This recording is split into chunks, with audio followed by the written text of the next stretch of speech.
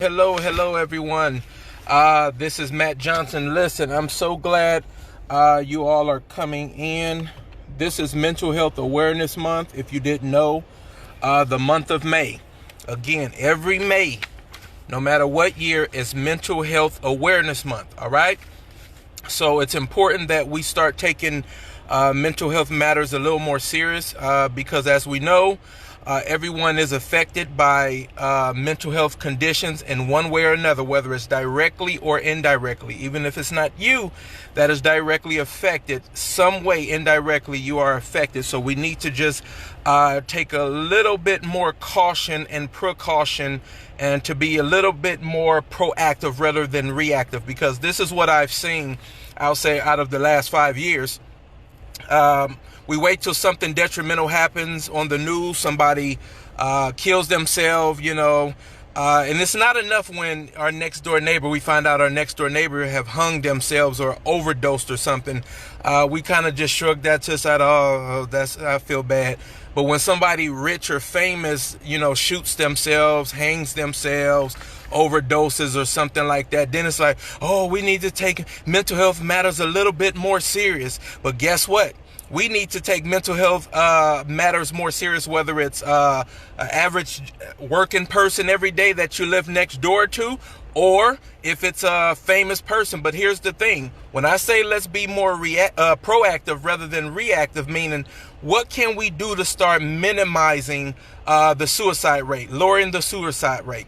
Or let's not even go that far. What about people that are developing mental health disorders that probably could have been averted with wellness tools or coping mechanisms in place? So that's what I mean by we need to start taking this a little bit more serious and from the proactive end. That's just like, when you driving a car and your check engine light comes on. A lot of us been taught, hey, I know the check engine light, I ain't nothing wrong with my engine. And then before you know it, you keep driving, and then you begin to create other problems with your alternator, your belts, your hoses, and so forth. And what could have been like a $25 check, just to get your engine checked out, and, probably corrected it with a little bit more money. Now you're going to be paying thousands because the issue have went from this to this. All right. So the same thing, even evaluate your own life, become a student of your own life. Do you feel that when we think, let me say it like this, when we think of mental health disorders, the first thing the average person thinks about is somebody that's just out of their mind, going crazy, or looking weird. We have to start remembering mental health problems has a different face depending on who's wearing it. So we have to get out of this stigma and this stereotype that we've placed upon mental health, that it has a certain look, that somebody just, somebody looking crazy. We got to stop that. It's foolish. You can be a person in a 3-piece suit, going, into a Fortune 500 company, and you're dealing with anxiety problems. Or, you can be, a rich entrepreneur that's dealing with depression, and you don't always look like the condition that you're dealing with. Okay. So that's the other thing we have to keep in mind. Everyone don't always show what it is that they're dealing with. So even being a student of yourself, you can fool other people, but it's a bad thing to fool yourself. Okay. So last week we talked about depression. This week I'm just gonna briefly read over some notes that I have on paper. Usually I do a teaching, but I really just I'm going to read slowly and just make key points. We're going to be talking about anxiety. Last week we talked about depression, and that's what I had the church praying for. People that have been dealing with depression, okay? Remember, just to recap, when it comes to depression, it's more than just a spiritual matter, okay? Depression, weighs in on your ability, depending on the level of severity, to even practice good hygiene. Some people don't even get out the bed. It becomes grievous to even wash the dishes or brush your teeth. Simple things like that. When we allow things to go unchecked, and it becomes bigger. This is why we need wellness tools, journaling, making sure you're exercising, making sure you're meditating. We need this stuff in place. Making sure it's okay to go see a therapist. It's okay to go see a counselor. Okay, that's called being proactive. We can keep this this mindset of, oh, I can handle my problems, I'm good, I got this under control. We can keep having that mindset if we want, and we're going to continue to see the suicide rate escalate. And you know what? Even the people that's close to you, start paying more attention to your friends, your family, your loved ones, your children, your neighbors, and things like that. Because sometimes you say, man, such and such didn't look good. You okay? Yeah, I'm good. But you have to learn to see beyond that and learn how to ask probing questions. And I'm going to say what I said last week. It takes more than just you calling and checking on your friend, family, and loved ones. Listen, if I'm going through something, I can care less that you called and check on me. If you don't have the resources, you don't even know where to point me to, like to get help. This is why I encourage people, learn about various mental health disorders, the warning signs, the conditions, the resources that can assist people that may be dealing with mental health problems, coping mechanism, wellness tools. We need to be educated in this because, again, if I'm going through something, I need a solution. I don't just need you to call and tell me you were thinking about me and you're just checking on me, okay? And again, this is what I tell with a lot of men. Men definitely get educated because we're not as emotionally intelligent overall as women are. So you can see one of your buddies not, they may not be feeling the best, they've been a little down and a little blue. But you know what we do as men? We'll say, man, let's go get some wings, man. Let's go listen. If your friends, men, I'm talking about men right now real quick. If your friends is dealing with depression and any other mental health disorder, anxiety, it could be eating disorder, it could be phobias, it could be anything. Listen, going to get wings, going to get a drink, watching a game together is not effective help. It does no good. Stop this foolishness. Y'all need to be educated on what mental health resources are out there, peer and professional resources. You need to have a listing or have access to be able to find the listing of therapists and counselors in your area, just in case the people that you love need it and you can point them in the right direction. Telling them, hey, man, just come over to the house, or man, let's just go for a walk. That don't help, okay? We need to educate ourselves in real resources because, again, I don't need to go for a walk. I don't want to go get no wings and a drink. I don't want to light one up with you. Even folks in church, they'll say, man, let's go have a shedding session. When musicians get together and the organ and the keyboard, that don't help. If I'm dealing with deep-seated issues, going for a walk, getting wings, a drink, having a shedding session at the church ain't going to help. You need to be able to point me into direction. Okay, what resources can I read? Like, what can I do? What wellness tools, what coping mechanisms do I need to put into place? Do you know a counselor, a grief counselor, a general mental health counselor, or a mental health therapist? Like, this is things we need to know so when people need help, we can direct them there. Because if I'm having heart problems, I don't need your well wishes. I need you to point me to the best cardiologist that you can think of or help me find one. The same thing. When you see people are going through emotional distress, mental distress, educate yourself generally on what the warning signs are so you'll know what to look for. Because a lot of people are going to say, I'm okay, I'm fine. But you have to learn to see beyond that and say, okay, I see really what's going on such and such behind their statements of I'm okay. So this is when we need to say, okay, sit down and let me say this. You can't make nobody get help. You can only offer it, but at least give them the opportunity of knowing that you have at least the resources to point them in the right direction, okay? And we have to stop overstepping our boundaries. If you're not able to help a person deal with what it is they're dealing with, especially when it comes to mental and emotional distress, don't start overstepping your boundaries. It ain't always about prayer and fasting, okay? Because if you have a heart disease or if you something going on with your kidneys or you have bone disorder, you're going to fast and pray, but you're going to go to the hospital as well, okay? So make sure that you're being a little bit more proactive with learning what tools, resources, therapists, counselors. You need to have this information handy. Download this stuff, save it in, have it in your phone, have it in your email. So you never know when somebody may blow you away. Somebody may say, hey man, I need to see a therapist, man. I've been going through such and such. And you be like, well, I don't know where to look for a therapist at. and then you're looking, odd and crazy, and you're not in a position to help them. So just become educated, people, especially Christians. Everything ain't a matter of just take it to God in prayer. Because if we're really taking it to God in prayer, he'll give us the wise actions and steps that we need to take to be a help to somebody else that's not in a position to help themselves. But nevertheless, I want to just talk a little bit about anxiety, because last week, again, we talked about depression, but anxiety. And I'm going to just read a little bit. Usually I teach, but I just want to do a little reading here. It says, we all experience anxiety. For example, speaking in front of a group can make us anxious, but that anxiety also motivates us to prepare and practice.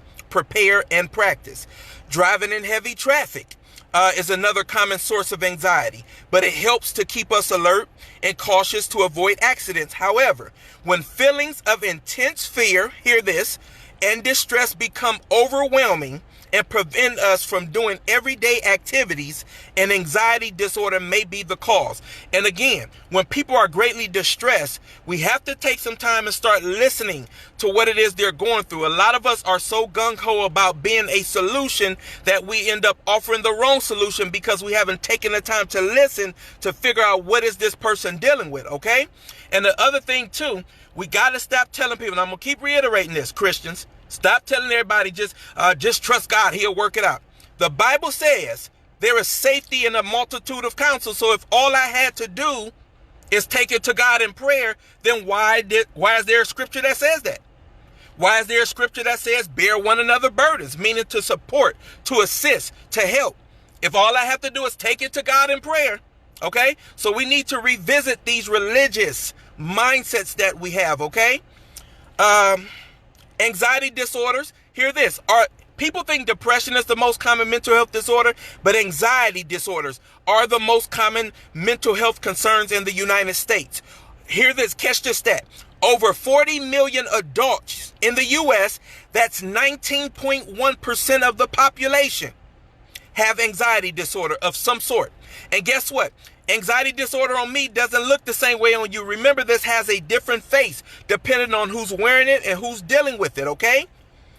Meanwhile, approximately 7% of children ages 3 through 17 experience issues with anxiety each year, okay? Most people develop anxiety symptoms before the age of 21. It's very concerning. And here's the thing. Because we're a reactive-based society that we wait till stuff happens before we do something about it, this is why a lot of times a problem that starts off this small becomes this big. Because we don't take stuff serious when we see it in other people or when we experience it in ourselves. We minimize what it is we're going through. Oh, it ain't that bad. I'll get over it. I just need to sleep. No, we have to start being students of ourselves and paying attention, and even other people. Pay attention. Learning warning signs, okay? Let's see. Anxiety disorders, by definition, are a group of related conditions, each having unique symptoms. So they don't all have the same symptoms. You have various anxiety disorders that can manifest depending on other underlying conditions. However, all anxiety disorders have one thing in common: persistent, excessive fear or worry in situations that are not threatening. So while we can encourage people as Christians, when people are dealing with anxiety disorders, 2 Timothy 1:7 is okay, but you need to get them some help. We like to do it. Well, God has not given you no spirit of fear, but a power, love, and of a sound mind. Stop that foolishness. That's religious. A lot of times they know that God hasn't given them the spirit of fear. That's why they're trying to relieve themselves of it. And again, the Bible says there's safety in a multitude of counsel. Get them to somebody that can counsel them and get them towards the path of healing and wholeness. We have to just stop leaving it at a point of just trust God and he'll work it all out. Listen, if that's all it took, then he wouldn't tell us to bear one another burdens. He wouldn't talk about unity. He wouldn't talk about loving one another and showing concern for your brother and sister if all we had to do was just take it to God in prayer. 2 Timothy 1:7. Is what a lot of people use, Oscar. Let's see. People typically experience one or more of the following symptoms when dealing with anxiety. You have the emotional symptoms, feelings of apprehension or dread, feelings, tense feelings, or you feel like jumpy, like real, like every time something happens, you just jump. Okay. These are things you need to pay attention to and stop crossing everything off as a demon. These are real disorders because of our fallen nature and humanity. Doesn't mean you demon possessed. So you can't just slap oil and pray everything off. Okay. I want to help some Christians with that. You can't just slap oil and pray everything off. Some things you have to be counseled through and worked through by somebody that's skilled to help you do it. Okay. Restlessness or irritability. That's another sign of anxiety, that you may have an anxiety disorder, or one may be developing. Okay. Anticipating the worst and being watchful for signs of danger, like those people that always think is something bad about to happen. Something bad is about to go on. They're preparing for the worst, even when the worst is nowhere in sight. That's a sign that you may be dealing with some anxious feelings, or if it's not already an anxiety disorder that has developed. Okay. Physical symptoms, those are emotional symptoms. Physical symptoms are pounding or racing heart or shortness of breath. These are things you need to pay attention to. Sweating, tremors, twitches, headaches, fatigue, insomnia, upset stomach, frequent urination, diarrhea. Okay? These are things you need to pay attention to. And just like with any physical condition, the same thing with a mental or emotional distress condition. Guess what? You need timely and practical treatment and wellness tools in place in order to get well. Okay? You're not just going to get well through osmosis just because somebody prayed for you. You're not going to get well, because I said this before and I'm going to keep preaching this. God doesn't always work supernaturally. I know that goes against a lot of y'all theology, but you know what we do? We like to fast and pray, and we think God is just going to come down and say, poof, you ain't got depression no more. Or we fast and pray some more. Poof, you ain't got anxiety no more. That ain't how God works. Now, there are some things he will do supernaturally, but more often than not, if we are really praying and really fasting and really seeking God, he's going to tell us what we ought to do. He'll tell you, you need to go see this therapist or this counselor. You need to be a part of this peer family support group. Contrary to what religious people tell you, God will lead you to those things in prayer. Okay, if that's what you need. The same way, if you live a sedentary lifestyle and things start happening with your body, what is fasting and praying going to do? You already know the cause of it is because you're eating wrong and you ain't working on take care of your body. You don't need fasting and praying for that. And if you do fast and pray, God is going to tell you, start taking care of your body. So a lot of stuff we want God to do with just a little strike of the finger, a little poof, he's requiring you to do something. So that's why we have to pay attention. What is he revealing to you? What instructions are he giving you that you need to follow? Okay. Now, types of anxiety disorders. There are many types of anxiety disorders, each with different symptoms. The most common types of anxiety disorders include, it's called GAD, G-A-D, generalized anxiety disorder, okay?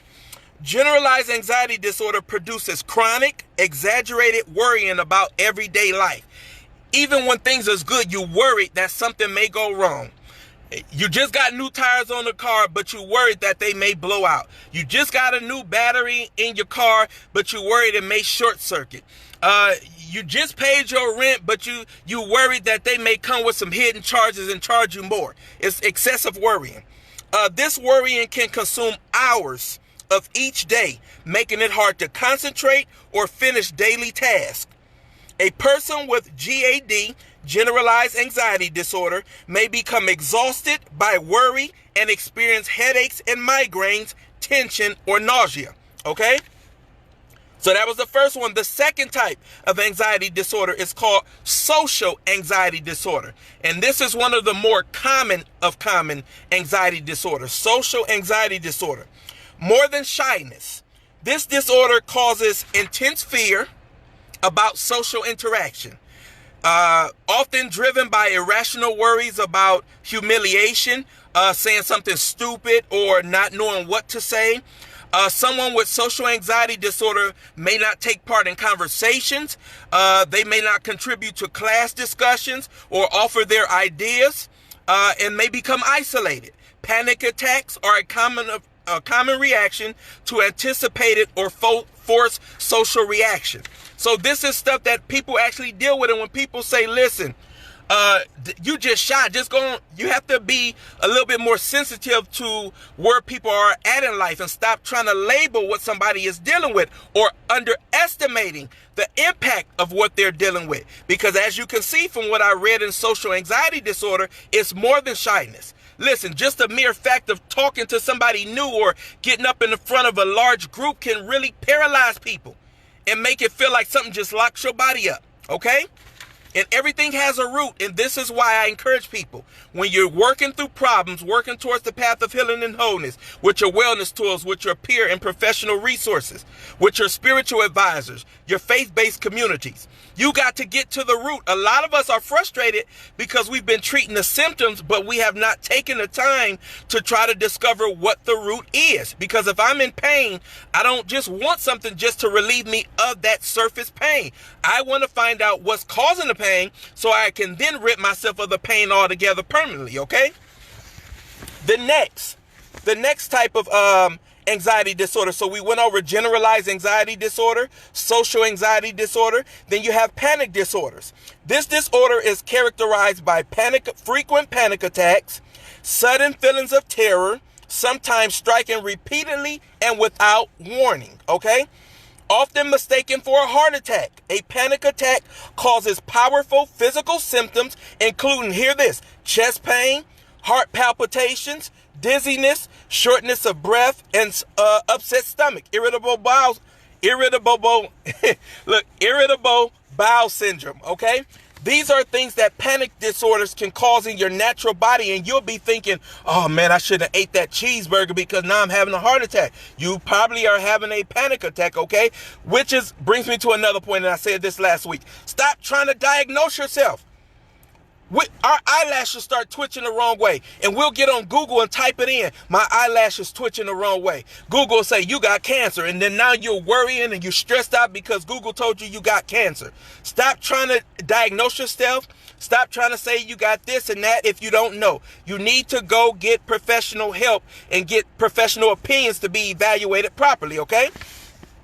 Now, many people will go to desperate measures to avoid an attack, and this includes social isolation, okay? Now, the next one, so we talked about generalized anxiety disorder, social anxiety disorder, panic disorder. Now, the next anxiety disorder I want to briefly talk about are phobias. Everybody heard of a phobia. Some people are scared of aluminum foil. Some people are scared of spiders, okay? Phobias are real. We all tend to avoid certain things or situations that make us uncomfortable or even fearful. But for someone to have a phobia, certain places, events, objects create powerful reactions of strong irrational fear. So it's more than just, man, it's just something about that place. It really, for whatever reason, I had a cousin like that, was scared of aluminum foil. Man, you pull out some aluminum foil. Listen, in a humorous sense, they went crazy. Like they start tearing stuff up, running and screaming and hollering, and we don't always know what the root is. Again, a lot of times anxiety disorders, especially phobias, come because of whatever there's a phobia about. There is a traumatic experience tied to whatever that item is. So it could have been my cousin experienced some type of traumatic experience involving aluminum foil, okay? So it can be anything that you have a phobia about, but usually there is once again, a traumatic experience tied to that. So be cautious about that. Even monitor yourself. Do you have any phobias? And if so, you need to start working through the layers and figuring out, okay, what traumatic experience may have occurred in your life to contribute to that. All right. I'm just trying to keep us a little more educated, especially those who are of the household of faith. Okay. But for some with the phobia, certain places, again, I want to read this again. Certain places, events, objects create powerful reactions of strong irrational fear. Most people with specific phobias have several things that can trigger those reactions. To avoid panic, they will work hard to avoid their triggers. Depending on the type and a number of triggers, attempts to control fear can take over a person's life.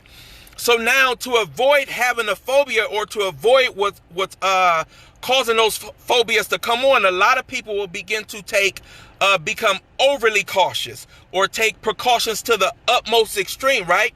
And now that's going to create another phobia, or that's going to create another form of anxiety and other problems, because now they're overcompensating in one area to avoid another area. So these are things that we have to really be sensitive to in ourselves and other people. Stop undermining. Oh man, you just crazy, man. You get over that, man. Come on, man. You're a grown man. What you dealing with that for? We got to stop telling people that, okay? We have to be real cautious. Now, causes. What are the causes? There's not just one cause, but scientists believe that many factors combine to cause anxiety disorders. Again, genetics is one, just like heart disease, kidney disease, osteoporosis, whatever ailments, conditions. Like those things can run in your family, be in your genetic bloodline. So can mental health and emotional health disorders, okay? This stuff can run in your bloodline, but this is why we need wellness tools. We need healthy habits. We need to have the proper resources, because just because something runs in your family doesn't mean you have to succumb to that, okay? There's a lot of conditions in my family, but because I take precautions with, what I eat, I drink enough water, my vitamins, I exercise and do all of this stuff, I don't have a fear of getting any of these things that run in my bloodline, okay? Because I'm doing what I can do. Now, we don't know if things still happen. Okay, that's just the frailties of life sometimes. But usually, more often than not, you can minimize what runs in your family from overtaking your life, okay? So genetics, environment, a stressful or traumatic event such as abuse, death of a loved one, violence, or prolonged illness is often linked to the development of anxiety disorder. So it's various aspects, okay? Drug induced. So you have to be careful. Drug and alcohol induced, okay? And I want to nip this in the bud. Not everybody that gets on drugs and alcohol initially had an emotional or mental health problem, okay? Because I've had people, healthy and whole individuals, that say, listen, I had a great upbringing. I had no abuse. I came from a very loving, affirmative, protective household. I just got curious, and that curiosity produced an addiction, okay? And now when you have an addiction, now that you can start to develop mental health disorders and emotional health disorders. But stop thinking that everybody that got on drugs and alcohol originally had a mental or emotional health disorder, okay? But genetics and environment, there are many other reasons too. And I just encourage you all just to make sure that you're going and studying, okay? Making sure you're looking up the warning signs, the causes, and just becoming educated in things, because you never know when you have to stand in and help somebody or deliver some information, but you can't deliver what you're not aware of, okay? Now, diagnosis. Physical, and I'm just about done. Physical symptoms of an anxiety disorder can easily be confused with other medical conditions. This is why I say again, stop trying to diagnose yourself, okay? And definitely don't rely on Google as your doctor, because Google will fail you every time, all right? Let's see. So physical symptoms of anxiety disorder, let me repeat that again for clarity's sake, can easily be confused with other medical conditions like heart disease or hypo or hyperthyroidism. Therefore, a doctor will likely perform an evaluation involving a physical examination, an interview, and lab tests, okay? After ruling out an underlying physical illness, a doctor may refer a person to a mental health professional for evaluation. This is why I encourage people, make sure you're going in and having an annual physical, okay, with your primary care physician, and be open and honest about what's going on in your life, because by law they're mandated to ask these questions about, are you being abused at home? Have you been depressed? Have you had feelings of worthlessness and things like that? So make sure you're being honest with your doctor, because if you're not honest, you can't receive help being dishonest and lying, okay? Let's see. Using the Diagnostic and Statistical Manual of Mental Disorders, or is known as the DSM-5, a mental health professional is able to identify the specific type of anxiety disorder causing symptoms, as well as other possible disorders that may be involved, okay? Tackling all disorders through comprehensive treatment is the best recovery strategy. Listen, I encourage you all. There's a lot of resources out there. If you have insurance, make sure you contact your insurance to see what mental health resources and benefits that you have, okay? Blessed oil and prayer ain't gonna solve it all, people of God. make sure, okay? Make sure you're checking into your insurance benefits for what your mental health benefits are, okay? Because you have the Mental Health Parity Act, which requires all insurance companies at some level to offer mental health services, okay? So make sure you look into that. And if you don't have insurance, but you can afford to pay out of pocket, and you know you need to see a therapist or a counselor, get on the ball. Go to Psychology Today. You have therapists and counselors that do the sliding scale, pay as you can, Psychology Today, find a therapist. And guess what? You can put filters in where if you want a Christian therapist, a Christian female therapist, you can type that in, and then you can begin to look through and read through different profiles. Or if you can't afford any of that, you have organizations like NAMI. It's called the National Alliance on Mental Illness.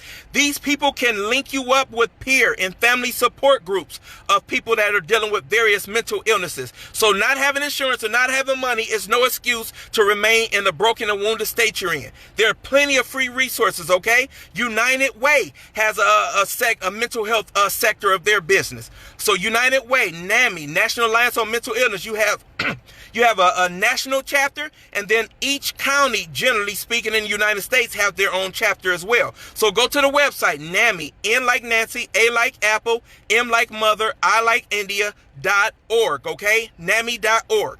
So look that up. mentalhealthamerica.net. Okay, these are places you can go to find information about. Again, if you're not comfortable going to a therapist or a counselor, a lot of times peer and family support groups can help. Okay, and even if you're not dealing with this directly, like I said at the beginning, you could be dealing with this indirectly. So if your husband or your brothers or sisters or your loved ones, people that you fellowship with in church are dealing with these mental health problems, trust me, you're dealing with it. You're just dealing with it indirectly, and you still need help, okay? Because without the proper wellness tools in place, even when you're dealing with something indirectly, you can begin to take that on firsthand. So be careful with that, okay? So again, go to these resources. Look up peer and family support groups, therapists, counselors. But yes, if you have insurance or if you got the money to pay, definitely go on Psychology Today. Find a therapist, type in your zip code, type in the filters if you want a Muslim male therapist. Guess what? You can type that in and you can find what you need, okay? So take your life a little bit more serious, okay? And the lives of people around you. Let's see. Treatment, and I'm just touch on this because I touched on this already, but different anxiety disorders have their own distinct set of symptoms. This means that each type of anxiety disorder also has its own treatment plan, okay? There is no one size fits all when it comes to anxiety disorders, because we talked about GAD, generalized anxiety disorder, phobias, social anxiety disorders of such. They all have different symptoms, okay? So you need a different treatment plan in place, okay? Taking a nap and drinking some water ain't gonna cure it, people. I know we still think sometimes them home remedies cure everything, but it don't, all right? Just like you would for a serious medical condition, go see the appropriate help, all right? Do the same with your mental and emotional health, all right? It doesn't take away your faith in God, okay? It does. Let me set somebody free. It doesn't mean you're not a solid Christian, that you're not saved, sanctified, filled with the Holy Ghost just because you're going to see a therapist and a counselor, all right? Stop letting people tell you that. And then I'm going to tell you this as well, because as a pastor, and I'm going to tell you this, people of God, your pastor don't have everything you need. Now, I know I'm going to have some people throwing some rocks at me. So if you're looking for your pastor to have everything you need, they don't. I don't care how long they've been walking with God. I don't care what level of apostle and bishop and prophet, whoever they is. Your leaders in the spirit, your pastors don't always have everything you need, okay? So you have to begin to put other things in place. It's okay, in addition, to get pastoral counseling or Christian counseling. It's okay to still have a professional counselor that can walk you through, okay, the specific steps towards healing and wholeness, because we're not just spirit. But we're mind, will, emotions. That's our soul, our appetites, our personality. These are different areas. Our physical body. These are areas that we have to take care of, not just the spirit. You're fasting and praying. You need to exercise. You need to rest. You need to drink plenty of water. You need to watch the relationships and the connections that you have. Okay. You need to watch what you read, watch what you listen to, watch what you entertain. So everything is more. My brother said, how was that steak I gave you? It was wonderful, and it was great for my mental health. But nevertheless, we have to take this back to a holistic approach. But I say that to say not to shoot down or lessen the importance of our spiritual leaders, okay? Not to shoot them down, but stop thinking your pastor has everything you need, because they don't. It's okay. Use them for what they can offer you. But pastors, be wise enough when something is out of your league to pass it on to somebody else that can better help them. That's just like if you have end-stage renal disease, but you say, I don't want to go to a nephrology. I want to go to my primary care physician. Or if you have congestive heart failure, stage 3 congestive heart failure, I'm not going to go to my cardiologist. I want to go see my primary care doctor. Okay? That's foolish, all right? So no, use your pastor and utilize professional help as well. We're trying to bridge the gap between the mental health professional field and the body of Christ and the church, okay? And I agree, somebody just said there should be mental health providers on staff at churches. That's if the churches can afford to have them on staff. So if churches are not big enough to have them on staff, you still need to have a directory, something to give people that can point them to therapists and the counselors. And I just mentioned one. Everybody got a phone. Everybody got a computer, especially if you're on Facebook now. Hop on Psychology Today, find a therapist, all right? So now, you may need to go on medications too. Your doctor may put you on medications. Don't just automatically default to medications, okay? Even with physical conditions, stop letting your doctor just put you on medications. Now, if that's absolute necessary as it relates to your treatment plan, cool. You just need to do what you have to do. Doesn't mean you don't have faith in God. You just have to do what you have to do until God, if he decides to work a miracle for you, or he may allow your healing to come into place through that therapy or through that medications, okay? And again, not living a sedentary lifestyle. You cannot expect to get healed and whole or even move towards that path living a sedentary lifestyle. Therapists and counselors, you have to have the right wellness tools. You have to be taking walks. You have to stretch. Have to watch what you put in your body. Proper hydration, because you can go to therapy all day. You can go to church all day. All right? But if you're not doing the wise actions, you can undo everything your therapist or your pastors and other aspects of your life, the people are trying to do for you. So it takes a holistic care, okay? Eating right. Yes, fast, pray, but you got to eat right. Make sure you're resting. Make sure you meditate. Make sure every day you're unplugging from all media, social media, all that stuff. You have to unplug from that, okay? All right? And also, I just want to encourage people again, peer and family support groups, all right, are very powerful. Now, anxiety disorders can occur along with other mental health conditions. I'm just about done. And they can often make related conditions worse. Hear this. Time doesn't solve anything. Time doesn't heal all wounds. Time doesn't solve anything. I come to tell you, if you're not doing anything with your time, 50 years can pass and you'll still be dealing with the same thing that you're dealing with today, okay? So unless you're doing something with the time, time is not your friend, all right? And time is the only commodity you can't get more of. People say time is money. No, you can get more money when you lose it. You cannot get more time when you lose time, okay? So let's see. Anxiety disorders, again, can occur along with other mental health conditions, and they can often make related conditions worse. So talk with a mental health professional if you are experiencing anxiety and any of the following. Now, catch this. I do want to say this because, I have my prophetic ears on. So I just heard somebody say, but what if your pastor is a therapist? That's unethical. Your pastor being a therapist, by ethics that therapists and counselors are held to, cannot counsel you when it comes to mental health counseling. All right? They by ethics, they're held to a set of ethics. And even if your pastor is a certified therapist, licensed counselor, they cannot counsel you from that angle of mental health, okay? They can give you pastoral Christian counseling, but just know that, all right? So, but that's all I got, people of God. Just make sure that you're just taking your life more serious and taking the lives of other people more serious, okay? I want y'all to go study about anxiety, study about depression, study about eating disorders, okay? Study about all of this different types of stuff. Let's see.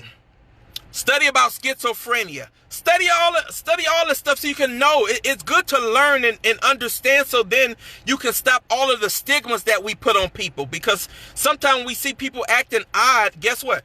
We always label it crazy, or they crazy, they weird, they odd, they loony, they riding a short yellow bus, they nuts or a nutcase. We got to stop that foolish talk. That's what people say when they are unlearned in mental health matters, okay? Educate yourself. So if somebody needs you, you'll be able to point them in the right direction. And hear this. Everybody you help is not going to accept the help. There is a such thing even that therapists and counselors tell their clients. There has to be a level of personal accountability. Forcing people to accept the help you're trying to give them will do more harm than good. So if people are pushing back, it's sometimes okay to give a gentle forcefulness, like Nate, hey Nate, or Catherine, or Felicia, or Tyrone. Hey sis, hey bro, you need to look into this. But if they're constantly giving you pushback, don't force, because you can begin to make matters worse, okay? So only thing you need to do is educate yourself for you first, because you don't want to try to do for other people what you can't do for yourself. Educate yourself into the various mental health disorders. Educate yourself, wellness tools, resources, coping mechanisms, okay? Educate yourselves on different advocacy agencies and things that are out here to assist people. Educate yourself on this stuff, so if somebody presents the need, you can be able to direct them, okay? Because there's nothing worse. Like I said, if I'm dealing with a mental health problem, like I'm depressed, okay? And you're just calling to check on me, listen, that ain't doing nothing for me. I need you to come with a solution. I don't just need, again, for you to tell me, hey, I was thinking about you. You're okay. No, I'm not okay. What can you do for me?